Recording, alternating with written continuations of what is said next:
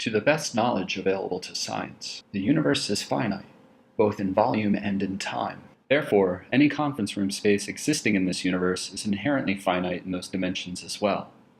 To compound this obvious shortcoming of the universe, we are, as a species, innately competitive for food, mates, and conference room space. In olden times, conflicts stemming from these incontrovertible facts would be resolved by dueling, jousting, or just casual murder. But thanks to the Victorians, we have etiquette. By observing etiquette, we can utilize a conference room at an expected time, vacate it when said time is concluded, and not offend anyone during the entire process. By now, you're probably thinking, but I'm no master tactician, kind sir. How do I employ this etiquette? Fear not, enterprising CGer. Even the dullest of lummoxes can employ etiquette when scheduling and utilizing a conference room. Etiquette comes into play immediately after the words, "Why don't we have a meeting?" escape your lips. Rather than simply bumble into any open conference room door, we must instead engage in the dark art of consulting the calendar. Although this is widely believed to be a secret magic only known by elder mages, everyone is actually capable of doing so. The catch with consulting the calendar is that you may not like what it tells you. "Why would I check this thing? It says the room I want is taken," you exclaim. In the same way that two objects cannot occupy a space at the same time, you may have to opt for other rooms or times. Aha! I'll just have our support staff shuffle everyone else around to accommodate my needs.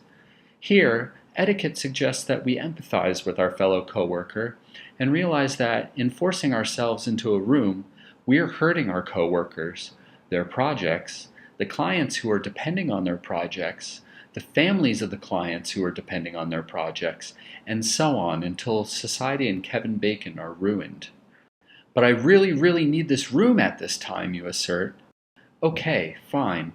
Etiquette dictates that you, the wanter of rooms and times, should negotiate with the other party for time and space. If that seems like too much work or will take you too long for your needs, you have just made an astute observation on the valuation of your meeting. Well, after all of that, now that I have the room, it's mine until the end of time. Since we value society and are therefore observing etiquette, we also need to vacate the room when the meeting time has elapsed. The surest way to determine whether or not we've run out of time is to look at a temporal tracking device known as a clock. If you do not have such an element handy, you can also look for the angry faces of your coworkers as they check their clocks while waiting outside the room. In either case, you should attempt to emulate a responsible adult and leave immediately. There are some other tricks, like deleting room bookings for meetings that have been canceled and cleaning up after yourself, but these are too advanced for this discussion. In short, try to remember the following. Check the calendar before you book a meeting, not after. If you do fail to plan accordingly, try not to make it everyone else's problem. Book enough time for your meeting and stick to the schedule. It's better to end early than run over. Lastly, pay attention to the time and leave the room when your scheduled time is up. Don't be an ass. Thank you for watching. We hope this was informative.